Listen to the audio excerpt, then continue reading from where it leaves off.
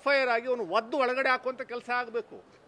ಇಂಥವ್ರನ್ನ ಜಾತಿನಲ್ಲೇ ಸಂಘರ್ಷ ಉಂಟು ಮಾಡುವಂಥದ್ದಕ್ಕೆ ನಿರಂತರವಾಗಿ ಒಂದು ಪ್ರಯತ್ನ ಮಾಡ್ತಾ ಇರುವಂಥಗಳ ಜನಗಳ ಪೈಕಿ ಈ CT ರವಿ, ಈ ಭಾಗದ ಮಾಜಿ ಸಂಸದ, ಅಲ್ಲಿ ಬೆಂಗಳೂರಲ್ಲಿ ಇಬ್ಬರು ವಿರೋಧ ಪಕ್ಷ ನಾಯಕರು, ಪಾಪ ಅವರು BJP ರಾಜ್ಯ ಅಧ್ಯಕ್ಷರು, ಈಗ ಎಲ್ಲ ಬುದ್ಧಿ ಬಂದಿದೆ ಅಂತ ಕಾಣಿಸುತ್ತೆ. ಸ್ವಲ್ಪ ಎಫೆಕ್ಟಿವ್ ಆಗಿ ಕ್ಲೀನಾಗಿ ಒಂದು ಜೆಂಟ್ಲಾಗಿ ಬಿಹೇವ್ ಮಾಡುವಂಥದ್ದು ನಾವು ಕಾಣ್ತಾ ಇದ್ದೀವಿ.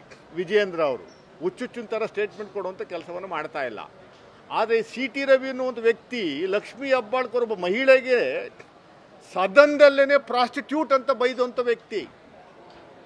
ಆಗ ಪೊಲೀಸ್ನವರು ಅವರ ಕರ್ತವ್ಯನ ಮಾಡಿ FIRನ ದಾಖಲು ಮಾಡಿದಾಗ FIRಗೆ ಹೈಕೋರ್ಟ್ ಆದಿಯಾಗಿ 24/7 ಕೆಲಸ ಮಾಡುವಂಥದ್ದು ನಾವು ಕಂಡ್ವಿ. ಇನ್ನೂ ಅರೆಸ್ಟೇ ಆಗಿಲ್ಲ, ಡೈರೆಕ್ಷನ್ಸ್ ಬಂತು ಹೈಕೋರ್ಟಿಂದ ಇಮ್ಮಿಡಿಯೇಟಾಗಿ ಅವ್ರನ್ನ ರಿಲೀಸ್ ಮಾಡಿ ಅಂತ. ಎಷ್ಟರ ಮಟ್ಟಿಗೆ ಒಂದು ಕೆಲ ಸಂಸ್ಥೆಗಳು ಆ್ಯಕ್ಟಿವ್ ಆಗಿಬಿಡ್ತವೆ BJPಯವ್ರನ್ನ ಏನಾದರೂ ಅರೆಸ್ಟ್ ಮಾಡಿದ್ರೆ ಅನ್ನುವಂಥದ್ದಕ್ಕೆ ಇದು ಒಂದು ಉದಾಹರಣೆಗಳು.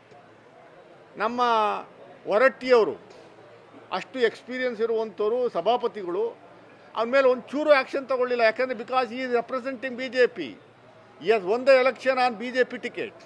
BJP ಪಕ್ಷಕ್ಕೋಸ್ಕರ ಕೆಲಸ ಮಾಡುವಂಥ ಒಂದು ವ್ಯವಸ್ಥೆ ಹೊರಟ್ಟಿಯವರೇ ನಿರ್ಮಾಣ ಮಾಡ್ಕೊಂಬಿಟ್ರೆ ಅವ್ರ ವಿರುದ್ಧ ಒಂದೇ ಒಂದು ಸ್ಟೇಟ್ಮೆಂಟ್ ಮಾಡುವಂಥ ಕೆಲಸವನ್ನು ಮಾಡಿ ನಾನು ಕೇಳಿಸ್ಕೊಳ್ಳಿ, ನನಗೆ ಗೊತ್ತೇ ಇಲ್ಲ ಹೊರಗಡೆ ಆಗಿದ್ದು ಅಂತ ಅಂತಾರೆ.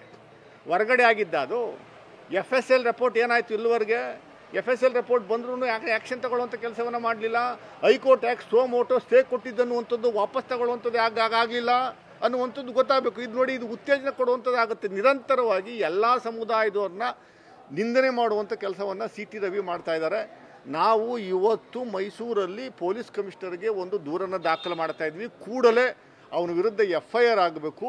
ಆ ಜಾತಿಯನ್ನು ನಿಂದನೆ ಮಾಡಿರುವಂಥದ್ದನ್ನ ಆಧಾರದ ಮೇರೆಗೆ FIR ಆಗಿ ಅಟ್ರಾಸಿಟಿ ಕೇಸ್ ಹಾಕಿ ಅವನ್ನ ಒಳಗಡೆ ತಳ್ಳುವಂಥ ಕೆಲಸವನ್ನು ಮಾಡಬೇಕು ಅನ್ನುವಂಥದ್ದು ನನ್ನ ವೈಯಕ್ತಿಕವಾದ ಮತ್ತು ಕಾಂಗ್ರೆಸ್ ಪಕ್ಷದ ವಕ್ತಾರನಾಗಿ ನಾನು ಆಗ್ರಹವನ್ನು ಮಾಡ್ತಾ ಇದ್ದೀನಿ. ನಾನೇ ಖುದ್ದು ಆಗಿ ಕಂಪ್ಲೇಂಟನ್ನು ಇವತ್ತು ರಿಜಿಸ್ಟರ್ ಮಾಡಿಸುವಂಥ ಕೆಲಸವನ್ನು ನಾವು ಮಾಡ್ತೀವಿ.